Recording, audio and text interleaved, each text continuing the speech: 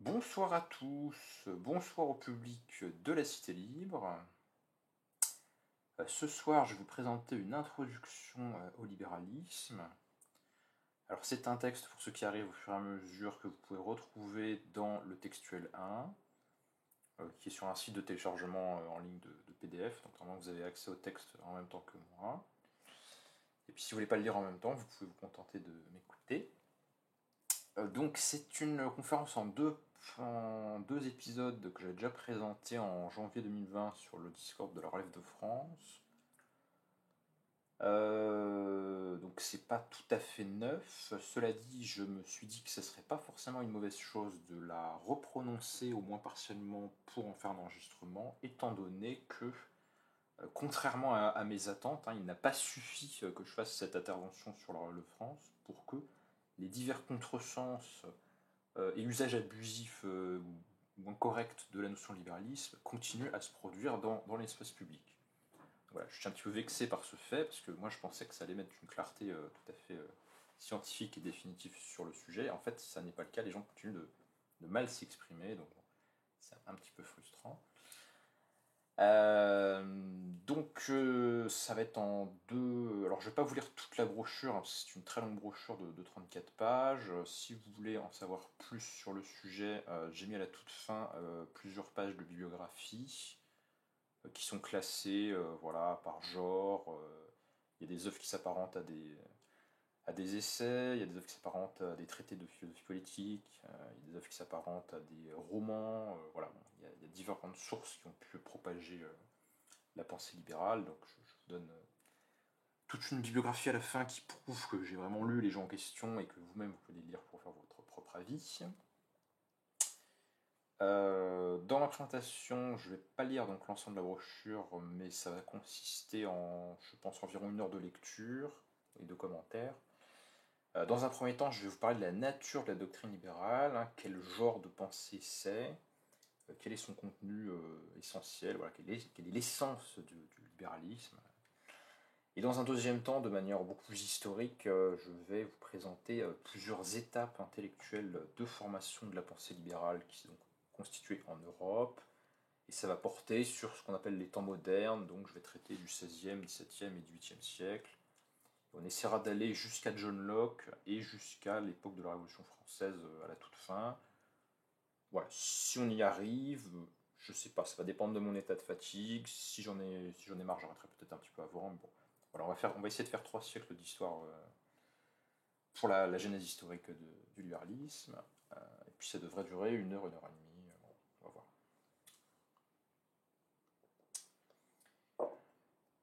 Alors, premièrement, donc le libéralisme, on peut dire que c'est une philosophie politique ou une idéologie politique. Donc ça permet de ne pas le confondre avec d'autres choses avec lesquelles il est souvent confondu, et ça crée des contresens dans les discussions qui sont un petit peu pénibles. Par exemple, le libéralisme n'est pas une théorie économique. Le libéralisme ne prétend pas et ne cherche pas à expliquer qu'est-ce que c'est que l'économie, qu'est-ce que c'est que la monnaie, qu'est-ce que c'est que le marché, et comment ça fonctionne. Ce n'est pas une pensée de nature scientifique. Par ailleurs, ce n'est pas non plus une pensée religieuse ou qui porterait sur des entités surnaturelles. Comme le dit très bien l'un des plus grands penseurs de la tradition libérale, selon mon jugement, qui est Ludwig von Mises, un penseur autrichien, dans un livre sur le libéralisme paru en 1927, il nous dit que le libéralisme est une doctrine des relations mutuelles entre les membres de la société.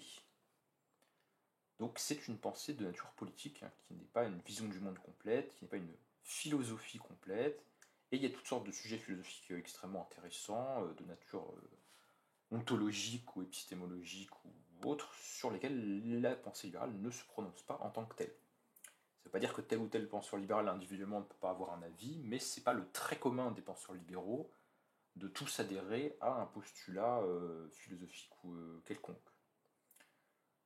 Et de ce point de vue, je suis en désaccord avec quelqu'un que je peux apprécier par ailleurs comme Frédéric Lordon, lorsqu'il nous dit que la pensée libérale présume ou présupposerait l'adhésion à une théorie du libre arbitre.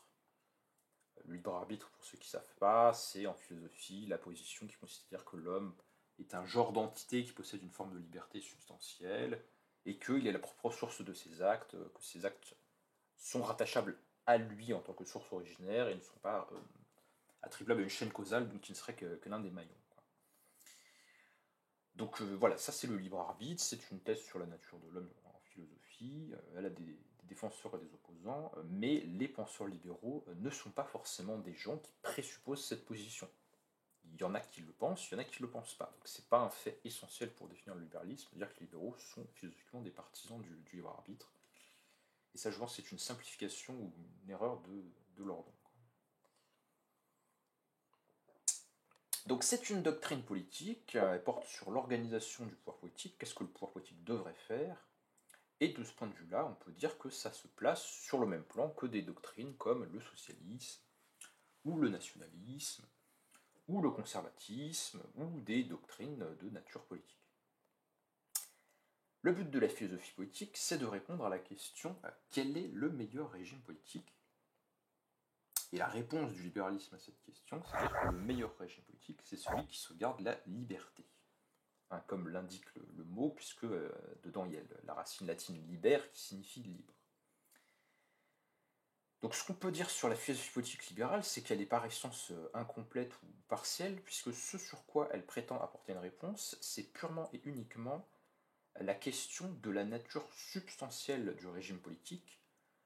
Et je veux dire par là que ce à quoi s'intéressent les auteurs ou les philosophes libéraux, c'est de dire qu'est-ce que le pouvoir politique devrait faire, ou qu'est-ce qu'il ne devrait ne pas faire surtout. Quels sont ses buts légitimes, quelles sont ses fins. Ça, c'est la question auquel apporte une réponse la pensée libérale, et elle ne répond pas du tout à un autre aspect de la philosophie politique qui mériterait aussi d'être interrogé, qui est quelle serait la configuration du pouvoir la plus favorable au bien de la société, ou la plus avantageuse. Et les libéraux, par nature, n'ont pas de réponse qui les réunirait tous sur la question de savoir s'il faudra préférer une forme monarchique, oligarchique ou démocratique, ou une combinaison quelconque de ces éléments formels, s'agissant de la nature des institutions politiques. Ils n'ont pas d'avis parce que ce qui les caractérise, c'est une définition des fins du politique et non pas de qui exerce le pouvoir. Donc ça, ils s'en fichent un petit peu du moment que le pouvoir garantit la liberté, qu'il soit exercé par un individu ou plusieurs, ou selon telle ou telle modalité, ils s'en fichent un petit peu. Encore une fois, je parle de l'essence du libéralisme, c'est-à-dire ce qui est commun et récurrent chez tous les libéraux. Évidemment, on trouvera individuellement des libéraux qui sont individuellement un tel monarchiste, un tel républicain, un tel autre chose, mais c'est pas le trait qui caractérise fondamentalement cette doctrine. Donc c'est bien de bien avoir en tête ce que je viens de dire, parce que souvent le libéralisme peut être confondu avec d'autres choses. Vous avez même des bouquins entiers d'histoire des idées qui sont des hors-sujets et qui prétendent parler du libéralisme alors qu'en fait ils parlent d'autres choses. Et en général on confond souvent le libéralisme avec d'autres choses, comme par exemple le constitutionnalisme, c'est-à-dire l'idée qu'il faut une constitution écrite formelle pour encadrer l'action du pouvoir politique, et on le confond aussi souvent avec le parlementarisme, c'est-à-dire l'idée qu'il faudrait que le pouvoir soit exercé par des gens qui représentent la société et qui sont élus par tout parti, en général plutôt une partie quand même de la société, et qui débattent entre eux pour former des lois, hein, en gros. Ça c'est le parlementarisme, et les libéraux peuvent, enfin en général sont souvent adeptes soit de former une constitution formelle, soit d'un régime parlementaire, mais c'est pas dans l'essence du libéralisme de prôner de tels buts. À la limite, ça pourrait être des moyens instrumentaux, des outils pour appliquer la doctrine libérale, mais en soi, ça les concerne pas, et on pourrait être soit parlementariste, soit constitutionnaliste. Sans être libéral, c'est pas des choses qui se recoupent nécessairement. Alors, comment peut-on définir de façon universelle l'ensemble de la pensée libérale? Quels sont les invariants ou les points communs qu'on va retrouver chez tous les auteurs? Est-ce qu'on peut former quelque chose d'aussi général qu'une définition du libéralisme? Vous savez que c'est un petit peu ma tendance intellectuellement d'essayer de construire des définitions générales sur les catégories politiques. Pour ça, évidemment, il faut beaucoup avoir lu les auteurs en question pour essayer de trouver des similitudes ou des récurrences. Aussi faire des synthèses et voir quels sont les auteurs qui sont considérés généralement comme représentants de tel courant de pensée, quels sont généralement les points qu'on considère être leurs points communs, etc. Mais voilà, ça demande un très très gros effort d'abstraction pour essayer de saisir l'essence de la chose. Et moi je propose de définir le libéralisme comme l'idéal type suivant. Alors je rappelle ce que sont, rapidement, je le fais à chaque fois, mais je rappelle que ce sont les définitions idéales typiques. La notion d'idéal type a été avancée par le sociologue allemand Max Weber. Et les idéal types, en gros, sont des modèles, hein, c'est-à-dire c'est des constructions intellectuelles qui servent à, euh, comment dirais-je, situer une réalité concrète par rapport à son adéquation plus ou moins complète par rapport au modèle qu'on a construit. Donc, par exemple, Max Weber il parle du modèle, de l'idéal type du chef, du leader charismatique. Et c'est bien une catégorie qui a été construite par observation d'individus qu'on a classés dans le monde réel comme étant plus ou moins des leaders charismatiques. Mais la catégorie de leader charismatique en soi, c'est un modèle, c'est-à-dire que aucun individu empirique, né 24 heures sur 24, 7 jours sur 7 et de façon absolue et totalement constante, un leader charismatique. C'est quelque chose dont on peut voir que tel ou tel individu se rapproche. Ça permet de classer les types de leaders, ou ça permet de classer voilà, les choses. Mais on ne prétend pas que ce soit des catégories qui correspondent à quelque chose qui s'applique continuellement au sens d'une essence ontologique. C'est plutôt un modèle qui cherche à permettre de positionner des attitudes psychologiques ou des orientations de pensée récurrentes. Et les gens qui se comportent le plus souvent comme libéraux, on peut dire qu'ils sont libéraux. Ça sert à fixer les idées, et puis après on peut faire un dégradé et dire qu'un individu se rapproche plus ou moins des caractéristiques du modèle. Je suis désolé pour ceux qui sont habitués à la notion de modèle en sciences, parce que ça doit être un petit peu chiant pour eux de rappeler tout ça, mais on ne sait jamais. Donc à mon avis, une bonne définition idéale typique du libéralisme, ou des individus qui seraient voilà, l'archétype du libéral, c'est de dire que c'est un individu qui adhère aux choses suivantes. Premier point, le libéral, c'est un individu qui tient la liberté pour la finalité suprême, la valeur absolue dans l'ordre politique. Et donc un bon régime, sa raison d'être, sa légitimité, c'est de garantir la liberté. Et c'est d'ailleurs ce dont on parlera toujours, hein, si vous regardez les textes, les brochures, les noms d'instituts de réflexion politique et tout ce qui tourne autour du libéralisme, vous verrez toujours à un moment donné ou à un autre écrit en grosses lettres liberté, freedom et toutes ces variations selon les langues. C'est vraiment la valeur prééminente, quoi. Ça me semble évident. Hein. Ensuite, comme la notion de liberté a plusieurs sens possibles dans l'histoire des idées, bien évidemment, il faut préciser quel genre de liberté est la liberté que défendent les libéraux. Et on peut la caractériser de manière formelle en disant que c'est une conception négative de la liberté. Donc il y a une distinction célèbre en philosophie politique qui a été faite par quelqu'un qui s'appelle Isaiah Berlin entre les conceptions négatives et les conceptions positives de la liberté. Les conceptions négatives, c'est celles qui disent qu'un individu peut être décrit comme étant libre lorsqu'il n'est pas empêché par autrui de faire ou d'avoir quelque chose. Donc c'est une liberté de ne pas être impliqué ou de ne pas connaître une interférence par rapport à qui viendrait d'un autre individu ou d'une autre institution. Et ça s'oppose aux conceptions positives de la liberté qui ont au contraire un contenu effectif. Par exemple, dans la pensée de Jean-Jacques Rousseau, on dira que sont libres les individus qui peuvent positivement participer à l'élaboration des lois et du pouvoir politique. Ça va être une conception démocratique qui dira que sont libres les individus qui gouvernent, qui ont la capacité effective de faire quelque chose. Alors que les conceptions négatives ne disent pas que les individus sont libres quand ils peuvent faire effectivement quelque chose, mais quand on ne leur fait pas quelque chose ou lorsqu'ils ne sont pas empêchés de faire quelque chose. Voilà, c'est un petit peu formel et abstrait, hein, mais le genre de liberté que défendent les libéraux, c'est une forme de conception négative de la liberté. Soit dit en passant, pour ceux qui connaissent aussi la pensée républicaniste, enfin le républicanisme en philosophie politique, le républicanisme aussi est une forme de conception négative de liberté, sauf que lui, il ne dit pas que les individus sont libres lorsque... il ne leur a pas fait précisément ce que pensent que les libéraux pensent qu'il ne devrait pas leur être fait, mais il pense, les républicains, que les gens sont libres lorsque on ne les domine pas ou lorsqu'ils ne subissent pas de la domination. Donc c'est aussi une forme de conception négative, mais qui n'a pas le même contenu. Alors c'est quoi le contenu de la forme de liberté négative que défendent les libéraux ? Et bien, la conception libérale de liberté, c'est celle qui consiste à dire qu'un individu est libre lorsqu'il n'y a pas d'atteinte qui est faite à sa vie ou à sa propriété. Généralement, on peut défendre le deuxième de ces critères, c'est-à-dire la propriété, à partir du premier, c'est-à-dire de dire il faut que pour que les gens puissent ne pas voir leur vie menacée, c'est bien qu'ils aient un droit de propriété pour pouvoir subvenir à leurs besoins. Donc généralement dans la pensée libérale, la liberté, la propriété est un droit qui est déduit du droit à la vie, en tout cas c'est comme ça que c'est fait chez John Locke.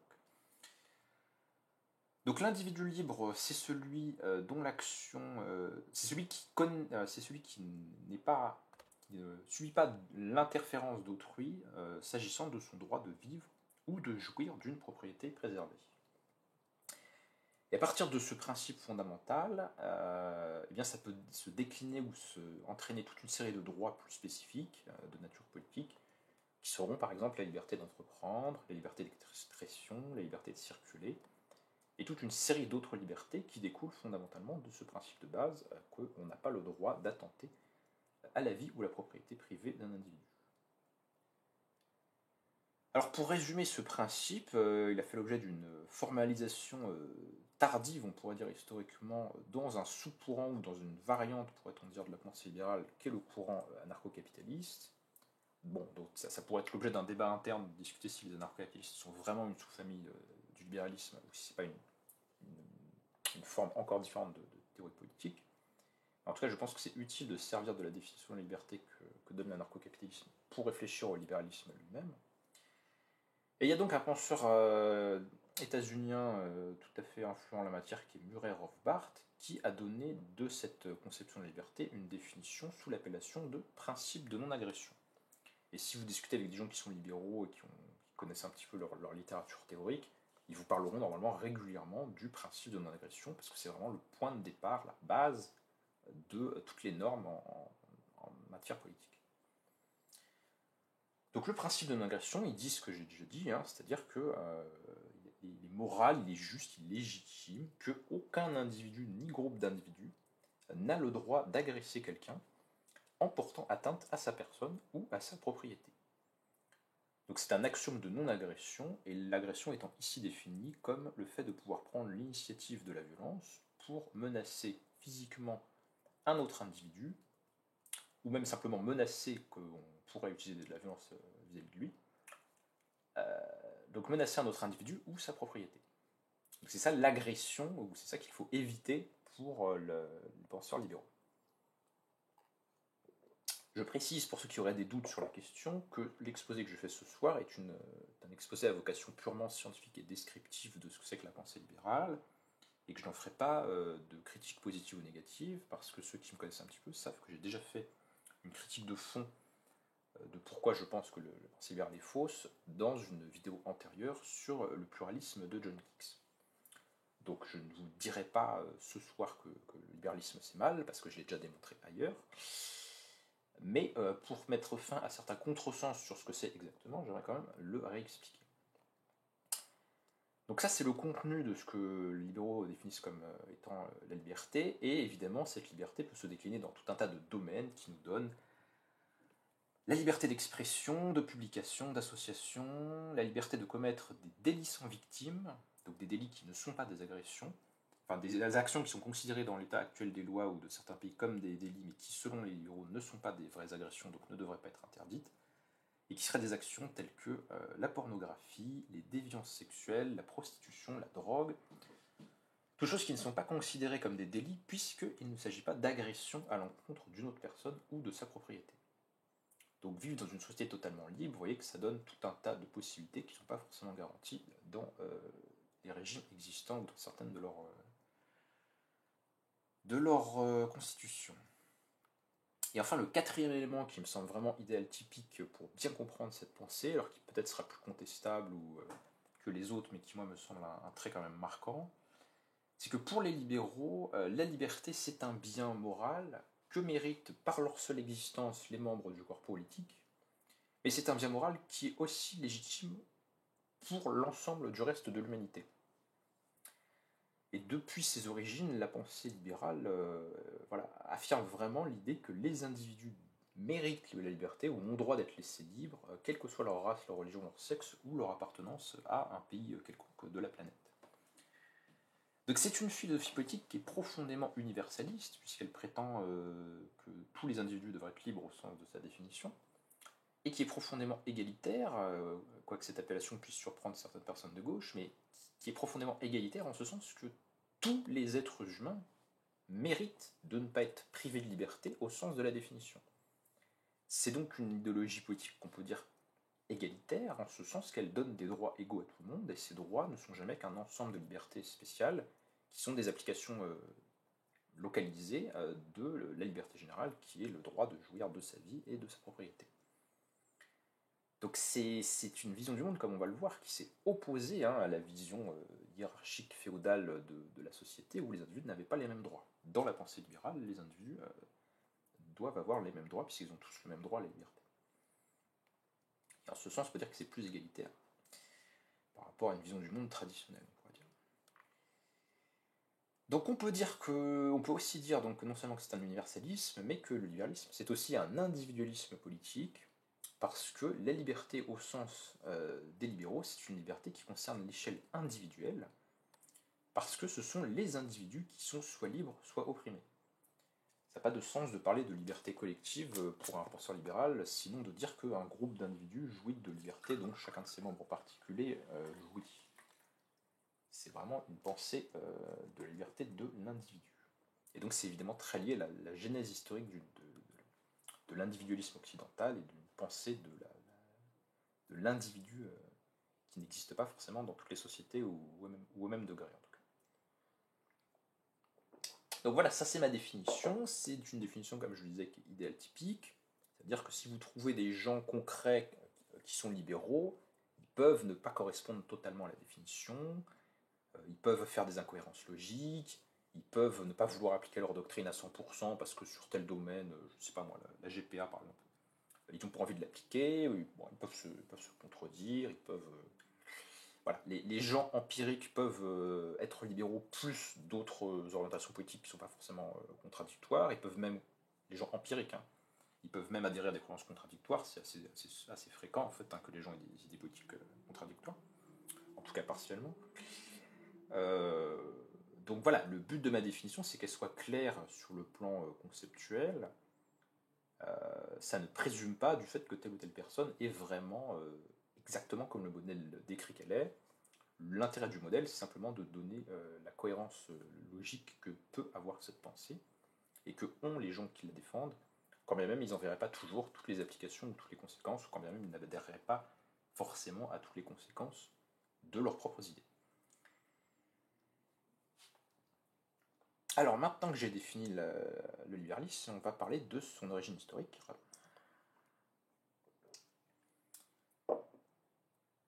Alors il y avait une première partie de la brochure où en gros je conteste la thèse sur laquelle on pourrait trouver des sources réelles du libéralisme dans l'Antiquité. Voilà, bon, ça m'intéresse tellement pas que j'ai juste mis les références pour ceux qui veulent en lire plus, mais je ne considère pas que ce soit vraiment pertinent de penser qu'il y a déjà des penseurs libéraux soit dans l'Antiquité, soit au Moyen-Âge. Et si on veut commencer à voir quelque chose comme une pensée libérale apparaître, il faut se projeter au-delà du Moyen-Âge, dans le XVIe, XVIIe siècle, et dans un pays en particulier qui est l'Espagne. Évidemment, ça présuppose que le libéralisme est une doctrine apparue en Europe et pas dans une autre partie du monde. J'ai pas une connaissance historique suffisante de toutes les parties du monde pour en être sûr à 100%, mais on va dire que c'est le cas pour simplifier. À la limite, si j'avais tort et qu'il y avait une autre forme de libéralisme apparue ailleurs, il faudrait dire que je parle du libéralisme européen, mais bon.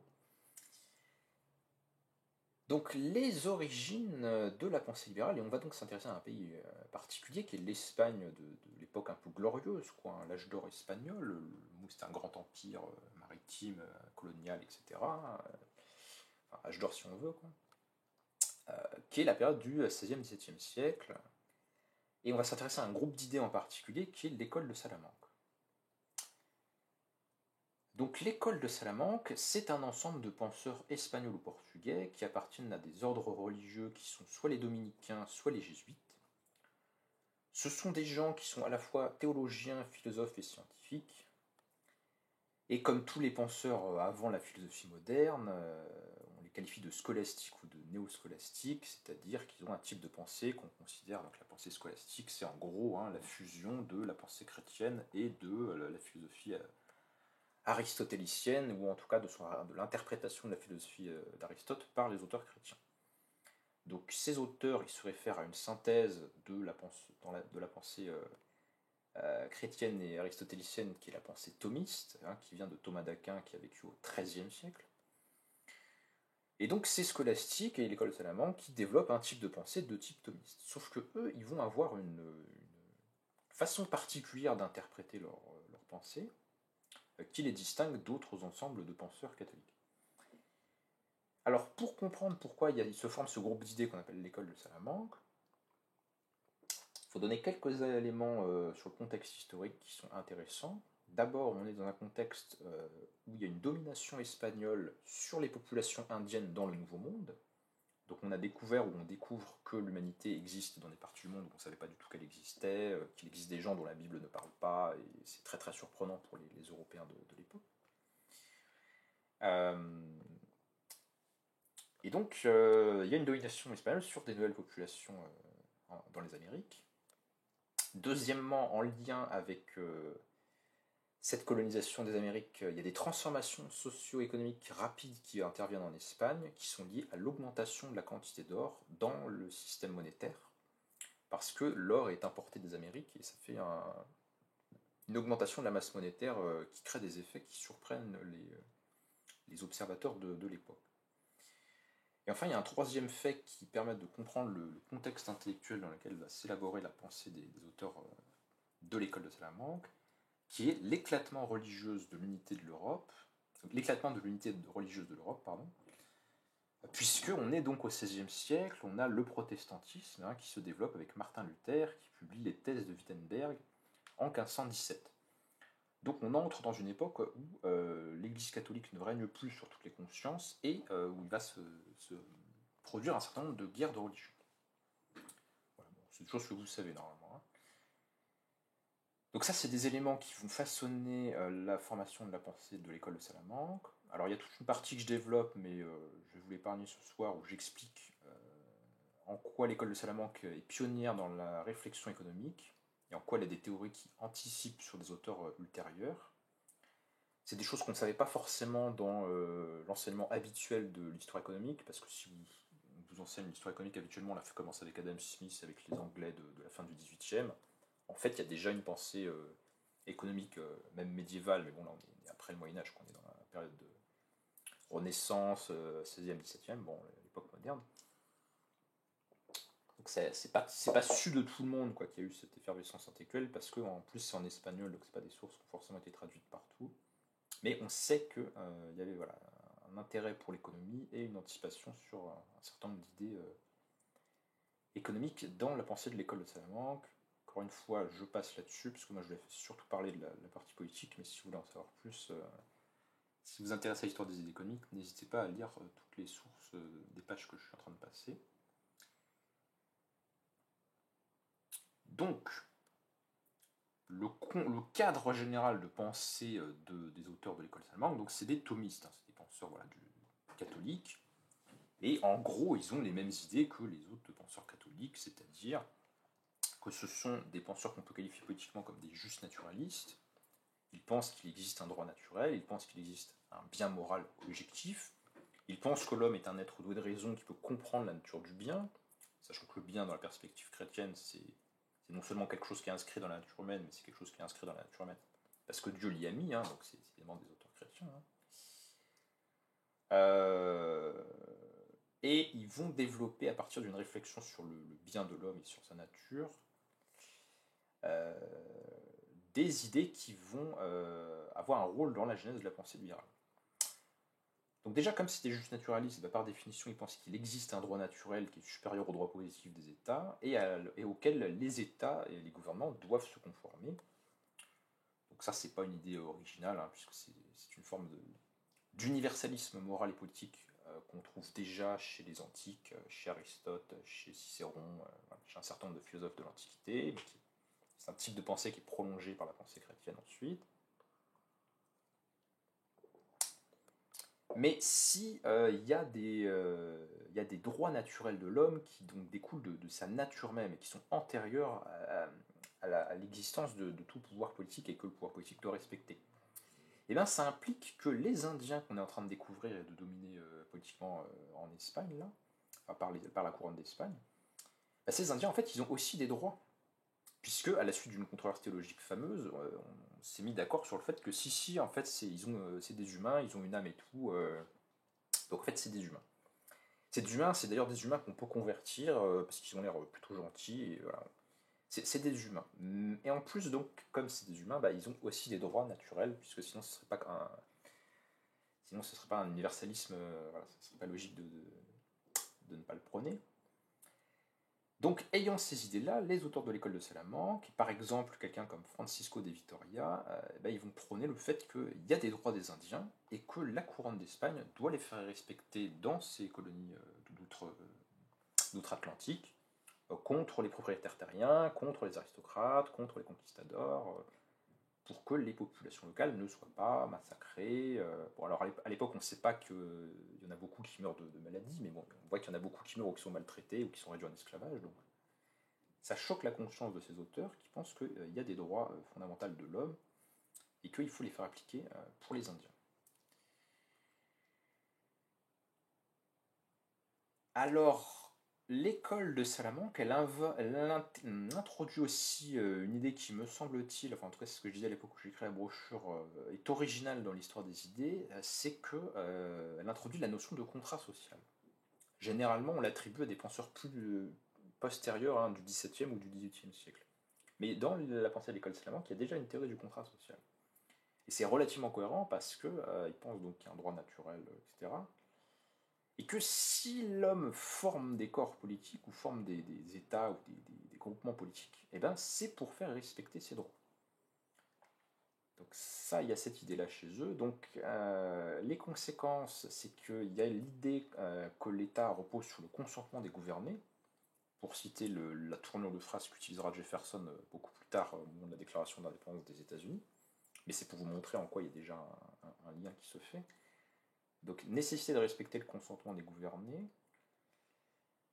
Et puis, si le pouvoir est légitime parce qu'il doit respecter les droits naturels fondamentaux de l'être humain, ça veut dire que s'il ne les respecte pas, c'est un pouvoir légitime, et ils vont aller, les auteurs de l'école de Salamanque, jusqu'à défendre la légitimité d'une résistance à un État qui serait oppressif, qui ne respecterait pas la liberté ou le consentement de sa population. Donc il développe une théorie du tyrannicide, comme Thomas d'Aquin, et contrairement à Luther et aux auteurs protestants, les auteurs de l'école de Salamanque reconnaissent la légitimité du tyrannicide. Donc du fait de tuer un roi ou un pouvoir politique qui serait de nature tyrannique. C'est tout à fait audacieux, parce qu'en histoire des idées, même chez les auteurs chrétiens, ils ne l'ont pas toujours défendu. Chez Kant, par exemple, ça n'existe pas. Bon. Et évidemment, ils le font avec des précautions en disant bon, oui, les rois on les tue, mais vraiment s'il n'y a pas d'autre choix, parce que quand même, bon, Dieu a dit que tu ne tueras point, il faut vraiment pas user de violence légèrement. Mais bon, en dernière extrémité, si le bien public l'exige, on peut abattre un pouvoir politique injuste. Donc ça, ils l'écrivent très clairement, j'ai mis des sources. Alors, j'en profite pour faire un petit tacle glissé sur l'histoire des idées, pour tacler un petit peu Charles Maurras, que certains d'entre vous connaissent, qui était le penseur du nationalisme royaliste en France au début du XXe siècle.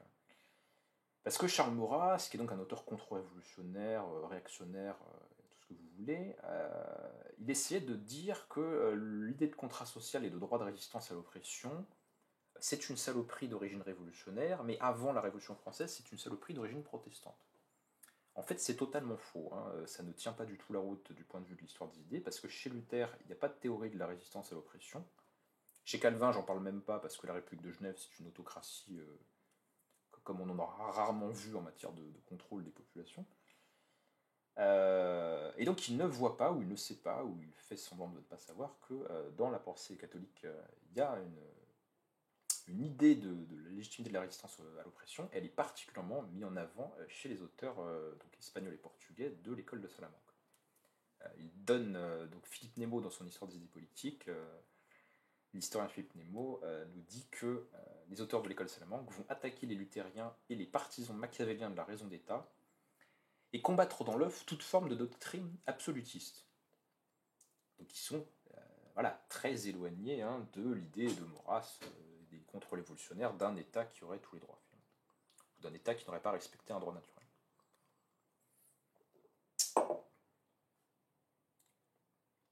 Voilà, ça c'est le petit tacle pour l'extrême droite. Alors ensuite,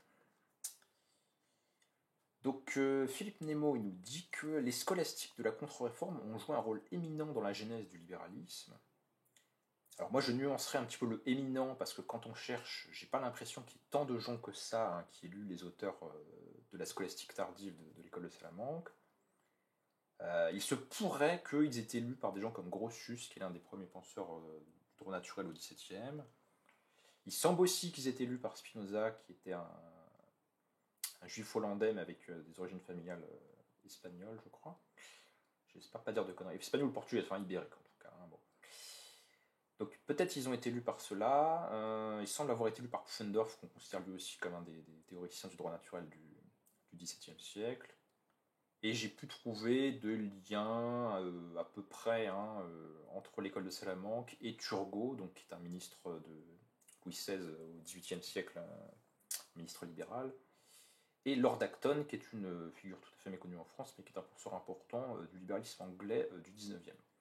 Donc il y a effectivement quelques penseurs libéraux ultérieurs qui avaient plus ou moins des connaissances sur l'école de Salamanque. Donc c'est pas un objet totalement perdu de l'histoire des idées politiques. Cela dit, bon, un rôle éminent, faut peut-être pas exagérer, ça fait 2-3 auteurs, bon voilà, je serais méfiant sur jusqu'à quel point c'est vraiment ce mouvement-là, cette sous-école-là de la pensée catholique qui aurait vraiment innervé l'apparition du libéralisme, et je pense que Philippe Nemo il en rajoute un petit peu parce qu'il est lui-même chrétien et libéral, donc il a très envie que ce soit cohérent. Mais je ne suis pas sûr que ça ait à ce point influencé beaucoup de gens. Mais c'est quand même un élément qu'on peut considérer comme une préfiguration de la pensée libérale. Alors maintenant, je vais m'intéresser à une autre ligne historique de formation de la pensée libérale, et donc je laisse l'école de Salamanque, qui est la matrice des guerres de religion en Europe du XVIe jusqu'encore au XVIIIe siècle. Donc on est dans une époque, les temps modernes, qui est marquée par des guerres de religion, des guerres qui sont de caractère international, avec par exemple l'Espagne catholique qui lutte contre l'Angleterre protestante. Mais ces guerres ne traversent pas forcément les clivages des États ou des pays, je ne parle même pas des nations, parce que pour l'époque, leur existence est tout à fait hypothétique. Mais en tout cas, les États de l'époque ne correspondent pas forcément aux religions des gens qui y vivent, et donc ça crée des conflits qui ne sont pas simplement internationaux, mais aussi civils, donc on a des guerres civiles. Et alors, pour résoudre ces guerres civiles, il y a 3 solutions principalement. Soit l'un des partis en présence massacre complètement le parti adverse, donc effectivement à ce moment-là il n'y a plus de guerre, ou il convertit de force les gens du parti adverse. Mais bon, c'est pas forcément réalisable. Un autre principe qu'on va tenter d'appliquer dans le Saint-Empire germanique à partir de 1555, c'est le principe tel prince, telle religion, qui est une solution prônée par un théoricien du droit naturel comme Grotius par exemple, et qui va consister à dire, bon, dans telle principauté, dans tel état, le prince il est de telle religion, donc les gens du pays, ils vont adopter la religion de leur souverain, et puis comme ça ce sera beaucoup plus simple. Puis les gens qui n'ont pas la bonne religion du souverain, ils n'ont qu'à changer de pays. Et puis voilà, ça va se réguler, comme diraient les autres. Mais c'est pas non plus forcément tout à fait satisfaisant comme méthode, parce que ça crée des déplacements de population. Et puis si le roi ou la lignée dynastique échange de religion, voilà, ça crée c'est pas forcément tout à fait satisfaisant. Et donc il y a une troisième solution qui est une innovation, et qui pour le coup qui est une idée tout à fait nouvelle pour essayer de résoudre cette histoire de guerre de religion. Ça va être d'introduire l'idée de tolérance religieuse. Et alors, la tolérance religieuse, petit texte de Bernard Russell dans son Histoire de la philosophie qui nous parle de ça. Puisqu'aucun des adversaires n'était capable d'exterminer l'autre, il devint évident qu'il fallait trouver une méthode de réconciliation entre l'individualisme moral et intellectuel et une vie sociale organisée. Ce fut l'un des principaux problèmes que le libéralisme, à ses débuts, allait tenter de résoudre. Donc l'une des genèses de la pensée libérale, ça va passer par une forme spécifique de liberté individuelle, qui est la liberté de pratiquer son culte de façon pacifique, sans être contraint de croire autre chose que ce qu'on a envie de croire dans le domaine religieux. Et alors, ce qui va se passer à cette époque-là, avec des auteurs qui ne sont pas des libéraux, mais qui vont avoir un trait commun avec la pensée libérale, ça va être la mise à mort du perfectionnisme politique. Enfin, mise à mort partielle et chez certains professeurs, mais...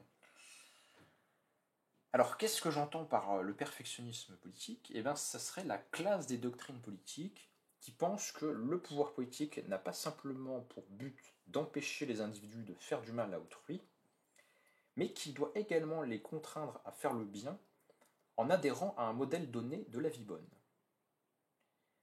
Donc pour les gens qui sont des perfectionnistes politiques, le but du pouvoir politique, c'est de rendre les individus vertueux, de les faire adhérer au bon mode de vie.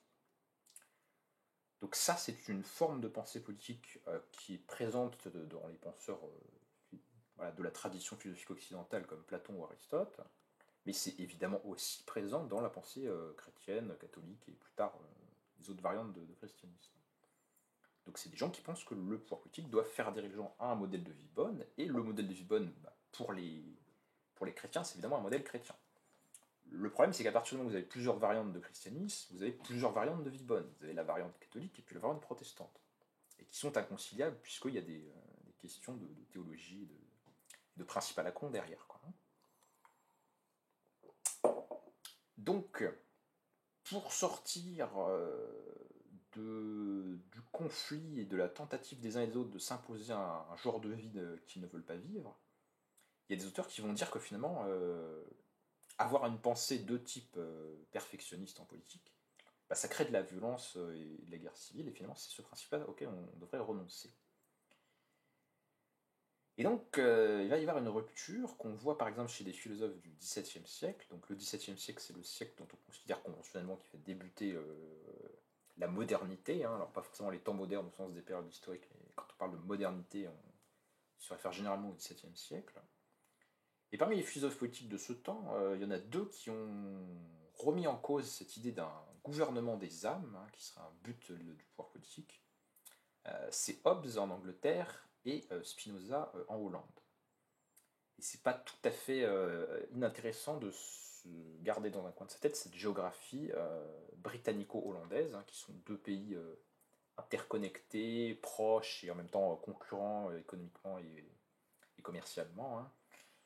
Mais il y a beaucoup de mouvements d'idées qui se font dès cette époque entre la Hollande et les Provinces-Unies à l'époque plutôt, et la Grande-Bretagne. Alors, il faut voir que chez Hobbes et Spinoza, donc on abandonne l'idée du perfectionnisme politique, on abandonne l'idée que l'État doit contraindre les individus à adhérer à un modèle de vie bonne, on diminue, pourrait-on dire, les prétentions politiques de l'État, on lui donne des buts plus modestes que ce que faisait la pensée traditionnelle. Cela dit, chez Hobbes et Spinoza, ça ne crée pas encore une forme de pensée politique spécifiquement libérale. Parce que la façon dont Hobbes et Spinoza vont justifier qu'on laisse, donc on applique cette tolérance religieuse, la façon dont ils vont justifier qu'on laisse les individus pratiquer leur religion librement, elle n'est pas libérale, en ce sens qu'elle ne se fonde pas sur la légitimité de droit individuel ou sur la légitimité d'une liberté individuelle, mais elle se fonde plutôt sur un principe d'intérêt public, qui est de dire que, en gros, hein, les États qui n'appliquent pas la tolérance religieuse, ils sont divisés par la guerre civile. Comme ils sont divisés par la guerre civile, ils sont plus faibles. Comme ils sont plus faibles, voilà, c'est la merde.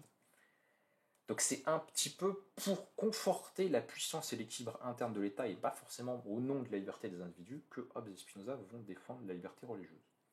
De ce point de vue-là, on peut quand même discuter, hein, ou douter que ce soit réellement des penseurs libéraux.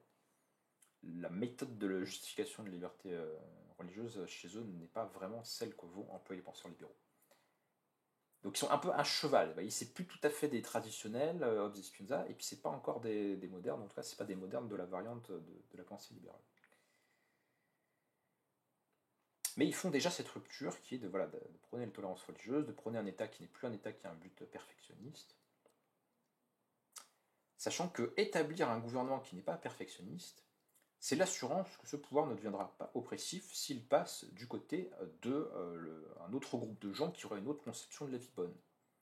Donc en l'occurrence, dans le contexte historique, c'est l'assurance que si on est catholique, on ne sera pas opprimé par les protestants, et si on est protestant, on ne sera pas opprimé par les catholiques, et si on est d'une sous-branche du protestantisme, on ne sera pas opprimé par l'église majoritaire de tel coin, etc., etc. Donc finalement, on va arrêter de se battre à mort et de se faire la guerre en laissant aux gens la liberté de pratiquer leur religion, et tout rentrera dans l'ordre. Voilà, ça c'est la solution que propose un certain nombre de penseurs politiques.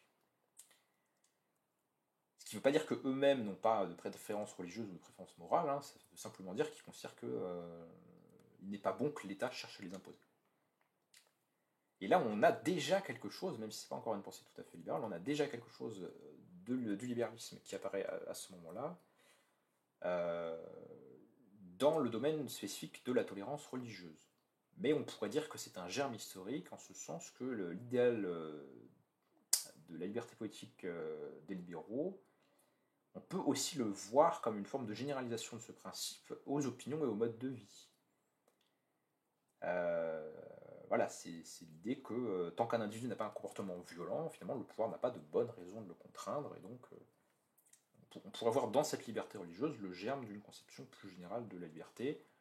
Disons que ça dépend un petit peu de si on regarde cette période du point de vue du passé ou du futur, quoi, ou de comment on voit les lignes de la généalogie des idées se constituer. Voilà, donc c'est un peu ce moment de bascule, hein, le XVIIe siècle. Et maintenant, dans un troisième temps, pour finir, je regarde un petit peu le chronomètre. Ouais, j'essaie de finir en 15 minutes, peut-être un peu plus.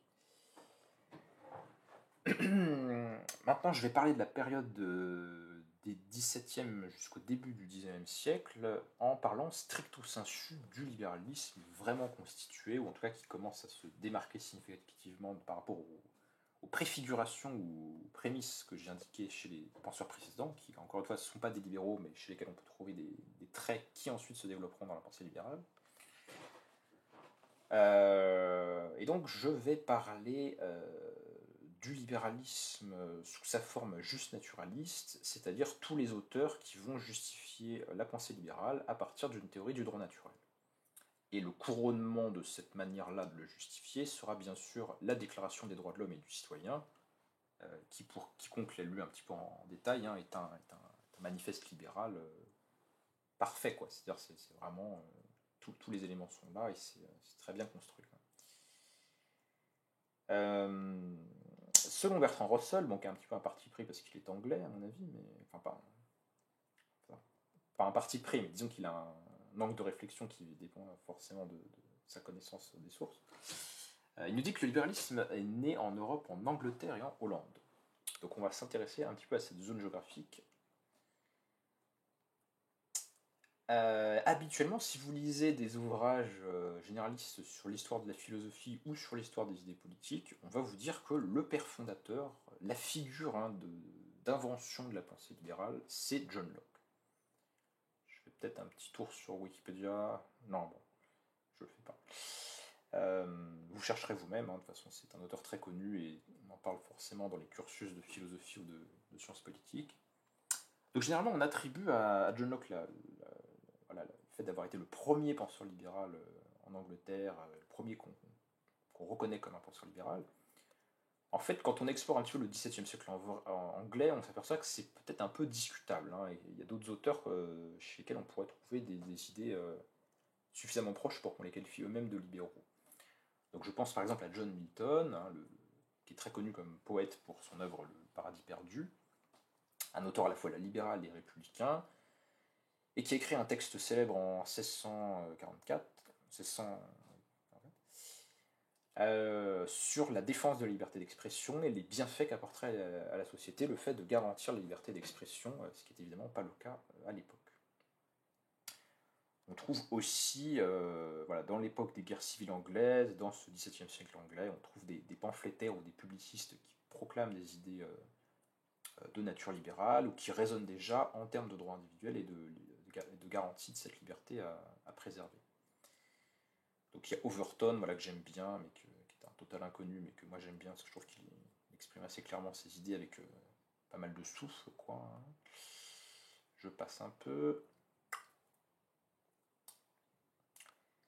Alors j'en arrive à John Locke, parce que c'est un peu lui la star, quoi. C'est à lui qu'on attribue le fait d'être le père fondateur, alors qu'en fait c'est un mouvement d'idées qui commence dans son siècle un peu avant lui. Hein. John Locke il a surtout écrit ses traités de philosophie politique à la fin du XVIIe siècle, alors qu'en fait on pouvait déjà trouver un mouvement d'idées libérales en Angleterre tout au long de ce siècle. Quoi. Mais bon, disons qu'il arrive un petit peu à la fin de ce siècle et qu'il produit des œuvres de très grande influence intellectuelle et qui sont une sorte qui résument un petit peu tout ce qui s'est passé avant ou qui ont plus d'ampleur que ce qui s'est écrit ou pensé avant, qui vont connaître davantage de succès. Par certains côtés, la pensée de John Locke, et là ça recoupe un peu ce que j'ai dit tout à l'heure sur l'école de Salamanque, elle semble traditionnelle ou elle ne semble pas forcément introduire de rupture intellectuelle. Bernard Russell, par exemple, nous dit que John Locke, ce qu'il dit sur l'état de nature et les libertés, est peu original dans l'ensemble et que c'est une répétition des doctrines scolastiques médiévales. Et Frédéric Neff, dans son livre sur la métaphysique, nous dit que Locke est un penseur, le plus grand philosophe aristotélicien des temps modernes.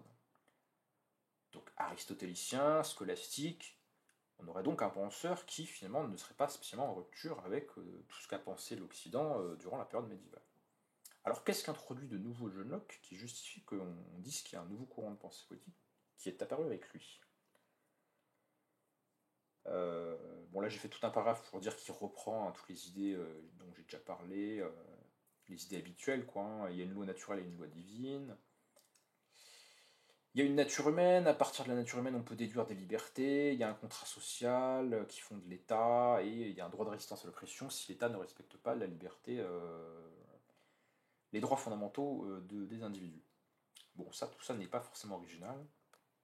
Alors, qu'est-ce qui fait la spécificité là, ou la rupture de la pensée de Locke avec les auteurs antérieurs? Eh bien, il me semble qu'il faut particulièrement s'attarder sur un élément sur lequel les auteurs ou les militants libéraux vous parleront très souvent dans les débats, qui est le droit de propriété. Parce que ce qui change avec Locke, c'est la conception qu'on a du droit de propriété principalement.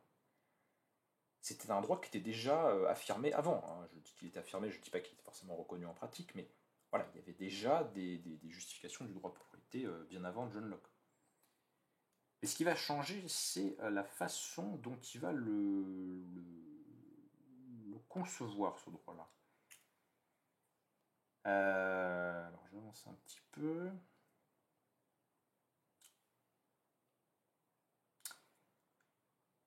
Donc, comment est-ce que John Locke justifie le droit de propriété?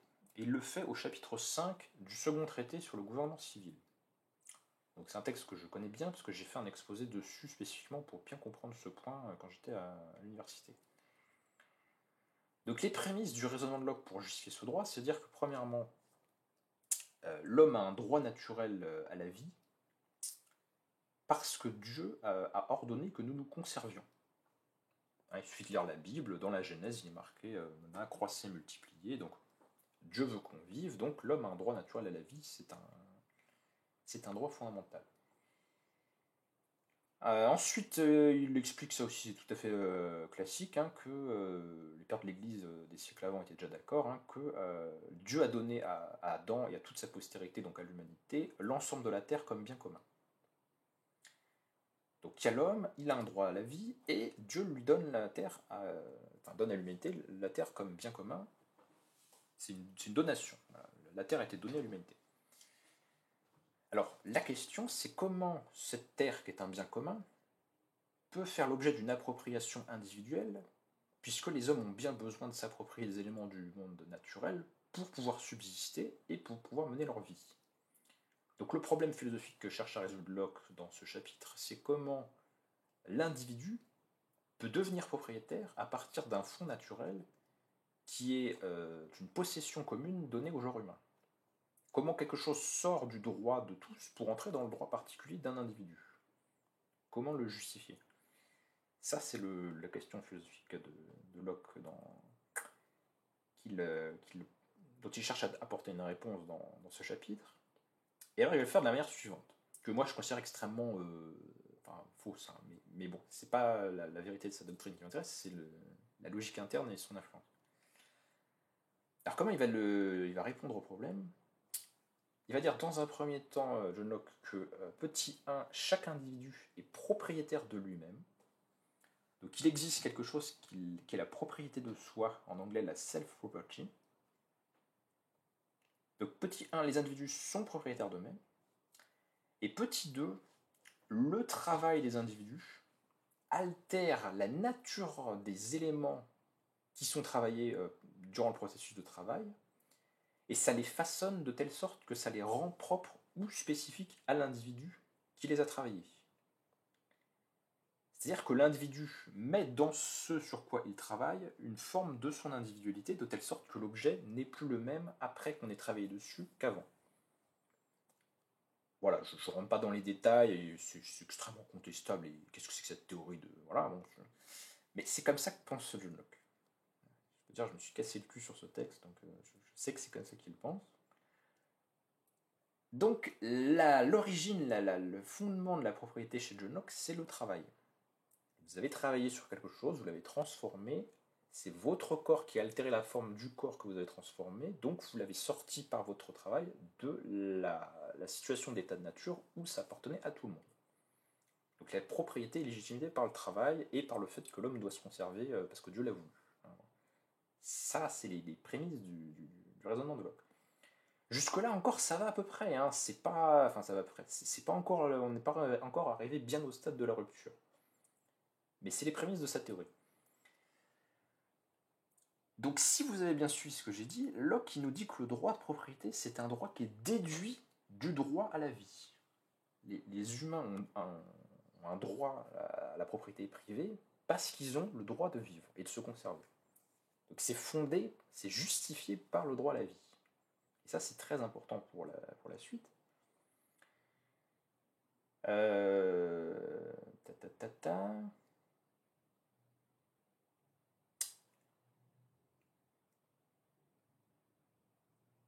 Donc, on peut s'emparer de choses qui jusque-là étaient dans le bien commun de l'humanité, à condition d'avoir travaillé dessus. On les fait sortir du commun pour entrer dans le particulier par le processus de travail. Locke a des prémices qui sont assez égalitaires, ce qui n'est pas forcément le cas des penseurs libéraux ultérieurs, et comme il a cette idée chrétienne voilà, très très ancienne que la Terre dans son ensemble c'est le bien commun de l'humanité, il dit que quand on s'empare de biens pour soi-même, pour son propre intérêt privé, etc., il faut quand même, voilà, ça c'est vraiment une norme traditionnelle, il faut laisser aux autres individus une quantité équivalente de terre, puisque la propriété, c'est surtout la propriété agraire qui les intéresse en fait, hein, pour que les autres individus puissent aussi se conserver. Parce que Dieu, il n'a pas dit, toi, personnellement, tu dois te conserver, il a dit, l'humanité doit se conserver. Donc on peut prendre des choses du domaine particulier pour le faire passer dans le domaine privé, à condition que les autres individus aient une quantité équivalente de terre pour pouvoir eux aussi survivre. Donc vous voyez que c'est assez égalitaire, hein, il ne pense pas que à l'individu de manière égoïste. Hein. Donc le travail justifie l'appropriation privée de terre, mais ça met en même temps une limite à cette appropriation, puisqu'on ne peut pas faire un usage productif d'une quantité infinie de terres agricoles. Donc le droit de propriété et de l'accumulation, elle est limitée par la nécessité d'assurer à autrui et aux autres individus leur propre droit à la vie. Donc il y a chez Locke une constante de la pensée libérale qui est le fait que tous les individus méritent une égale liberté, et en l'occurrence ils méritent tous d'avoir la possibilité voilà, d'avoir de la propriété terrienne pour pouvoir s'en servir pour survivre. Alors, jusque-là, voilà, il n'y a vraiment aucun élément nouveau. Donc, qu'est-ce que Locke va changer de spécifique? Et bien, en fait, ce qu'il va faire, et ça, on le voit en lisant le reste du traité, il faut aller au-delà du chapitre 5, c'est que peu à peu, Locke va lever certaines des clauses qui délimitaient traditionnellement le droit de propriété. Il va avoir une conception moins limitative du droit de propriété. Alors, là, il y a un passage qui est un peu technique, j'espère que vous avez encore de la concentration. Ça fait combien de temps là? Ça fait 1 heure, normalement j'ai 2-3 pages maximum, mais voilà, je vais pas essayer de faire plus de 10-15 minutes. Mais j'espère que vous avez encore de la concentration, parce qu'on arrive vraiment au noyau du sujet, quoi. Vraiment, le libéralisme naît à ce moment-là par rapport à la pensée catholique traditionnelle, on va dire. Alors, je lis le texte. C'est dans, pour ceux qui s'intéressent à la source, c'est un commentaire que j'emprunte à comment s'appelle-t-il, Macpherson dans son livre sur la pensée poétique britannique du XVIIe siècle. Donc Locke, dans la révision de son texte, les traités sur le gouvernement civil, il introduit à la suite de la première phrase de la section 37 un nouvel argument en faveur de l'abrogation d'une restriction. Donc je dis qu'il y avait plusieurs restrictions qui faisaient sauter sur le droit de propriété, mais en l'occurrence, je vais m'intéresser à celle-là. Il introduit un nouvel argument pour abroger une restriction qui portait sur le droit de propriété. Alors je lis le texte de Locke, et Locke dit « À cela j'ajouterai que quiconque s'approprie des terres par son travail ne diminue pas les ressources communes de l'humanité, mais les accroît. En effet, les provisions qui servent à l'entretien de la vie humaine et que produit un acre de terre enclose et cultivée atteignent 10 fois à peu de choses près la quantité produite par un acre d'une terre aussi riche, mais commune et laissée en friche. Quand quelqu'un enclôt des terres et tire de 10 acres une plus grande abondance de commodité de la vie qu'il ne le ferait de 100 acres laissés à la nature, on peut dire de lui qu'il donne réellement 90 acres à l'humanité. Désormais, grâce à son travail, 10 acres lui donnent autant de fruits que 100 acres de terre commune.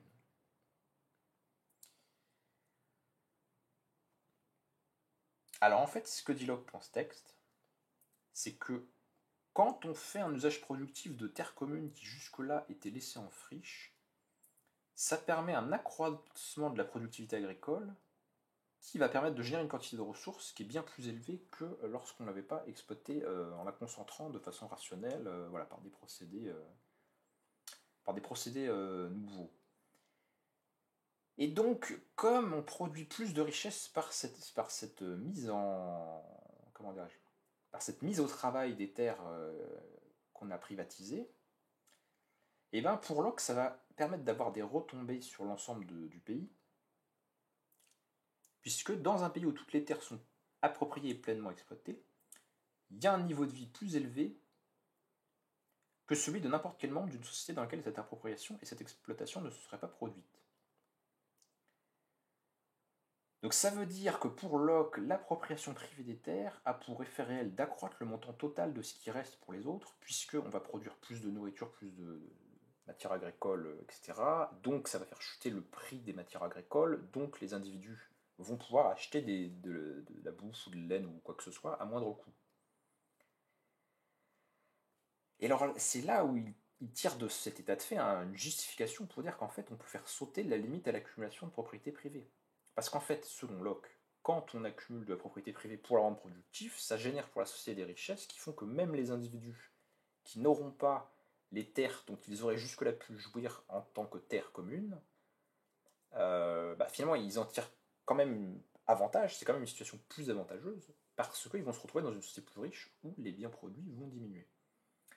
Donc finalement, c'est pas grave que les terres ne soient plus communes et qu'elles soient privatisées, parce que de toute façon, là, je vais le dire de façon méchante, mais en fait, ça va ruisseler. C'est un peu ça l'idée. C'est un peu ça l'idée. Hein. La richesse va ruisseler depuis ceux qui exploitent rationnellement les terres qu'ils ont mis qu'ils ont privatisées et qu'ils ont exploité de façon rationnelle. Voilà, ça va finir par rendre plus accessibles les biens pour le reste de la population. Et donc, finalement, ce n'est pas grave que les terres communes ne soient plus communes. Et c'est tout à fait cohérent par rapport à ses propres prémices, parce que Locke justifie, il justifie le droit de propriété à partir du droit à la vie, mais si effectivement le fait de prendre des terres communes pour les privatiser, ça conduit à une situation où il y a plus d'abondance parce qu'on a été plus productif et que les matières agricoles sont plus accessibles, etc., finalement l'appropriation privée des terres, c'est le meilleur moyen de garantir à tous le droit à la vie. Or, chez Locke, le droit à la vie est justifié par le droit de propriété. Non, c'est l'inverse, le droit de propriété est justifié par le droit à la vie. Donc, finalement, c'est pas grave de mettre en clôture des terres et de les exploiter, même s'il y a des individus qui n'auront plus des terres qui étaient communes et qu'ils auraient pu avoir jusque-là, finalement, ils ne sont pas désavantagés parce que la nouvelle situation leur garantit de meilleures chances de garantir leur propre droit à la vie. Et c'est comme ça que Locke fait sauter les tabous, les interdits traditionnels sur la limitation de l'accumulation de terres privées et sur le fait qu'il y avait des terres qui étaient communes, qu'on appelait les communes, ou les commons en anglais, les terres communes, les terres communautaires, qui appartenaient à tout un village d'individus en tant que bien collectif, et qui sont un mode de fonctionnement qui existe encore voilà, dans certaines parties du monde et qui a été une étape de développement de plus ou moins toute l'humanité à une certaine phase de son histoire. Euh, voilà, Locke va justifier finalement, on peut privatiser ces terres communes parce qu'elles seront exploitées de façon plus rationnelle et ça va ruisseler. Alors, je le dis de façon un peu provocante parce qu'évidemment il ne parle pas de ruissellement, mais il y a un peu cette idée-là derrière en fait. Hein. L'idée que la société va être plus riche et que voilà, on ne fait pas de tort réel aux individus qui n'auront plus de propriété terrienne. Donc, tant et si bien qu'elle a jugé au nom des fins fondamentales, fournir à autrui les moyens d'existence plutôt qu'au nom des moyens, laisser aux autres assez de terre pour qu'ils puissent en tirer leur subsistance, on finit par découvrir que, loin d'être un mal auquel on devrait se résigner, l'appropriation illimitée est un bien.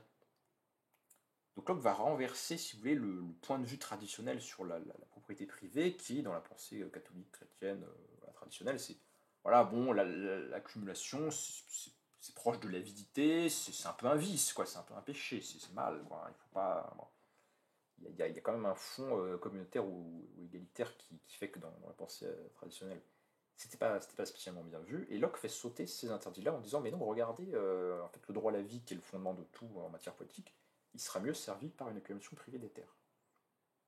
Et là, ça change tout. Donc Locke opère un renversement des implications traditionnellement déduites du droit à la vie. Il parvient à une définition tout à fait différente et beaucoup moins restrictive du droit de propriété.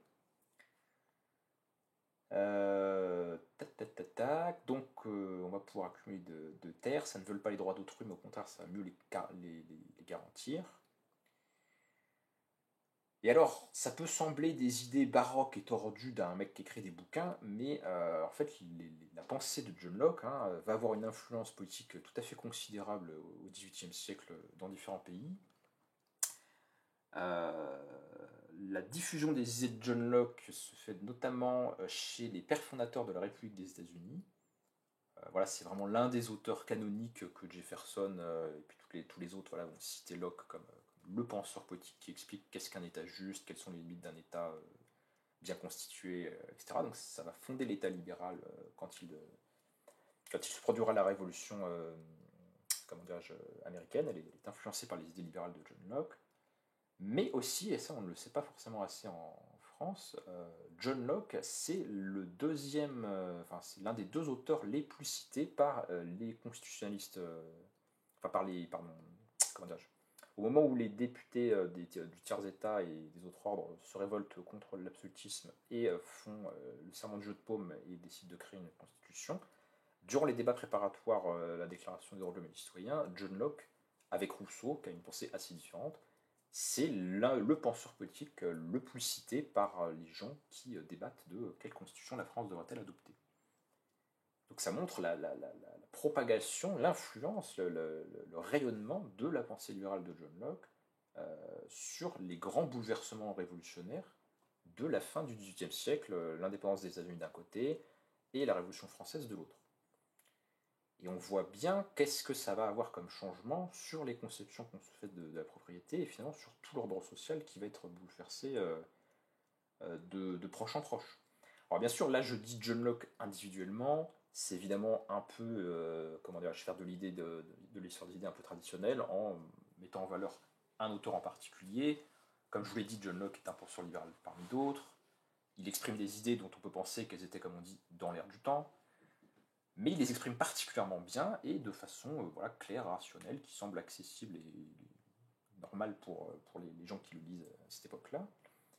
Donc il va avoir une très très grande postérité intellectuelle au siècle suivant, le XVIIIe.